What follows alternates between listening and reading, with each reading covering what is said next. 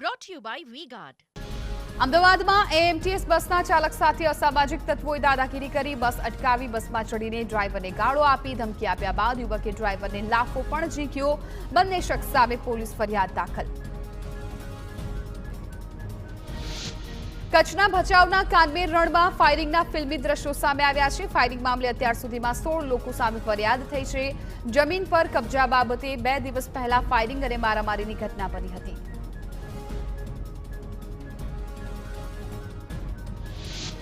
સુરતમાં ટ્રેન પકડવાની લાહીમાં એક મહિલાનો સહેજ માટે જીવ જતા બચ્યો. ટ્રેન પકડવા માટે દોડી રહેલી મહિલાનો પગ લપસ્યો. આરપીએફ જવાનોએ દેવદૂત બનીને મહિલાને સમયસર બચાવી લીધી. અમદાવાદના નારોલમાં ફેક્ટરીમાં બોઇલર ફાટ્યું. સ્ટેબિકો વેટેમિન ફાર્મા કંપનીમાં દુર્ઘટના બની છે. બોઇલરમાં બ્લાસ્ટ બાદ આગ લાગી જેમાં 6 લોકો દાઝી ગયા.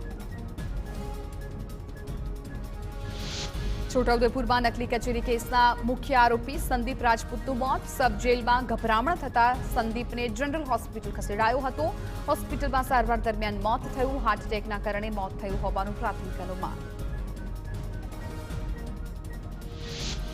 જૂનાગઢમાં પાન મસાલા માટે વપરાતી પોલિથીન પેકિંગ પર પ્રતિબંધ. પાન મસાલા આપવામાં આવતા પાન પીસનો નહીં કરી શકાય ઉપયોગ. ગટરમાં પ્લાસ્ટિકના કારણે પાણીનો ભરાવો થતો હોવાથી કરાઈ કાર્યવાહી. Brought to you by V-Guard.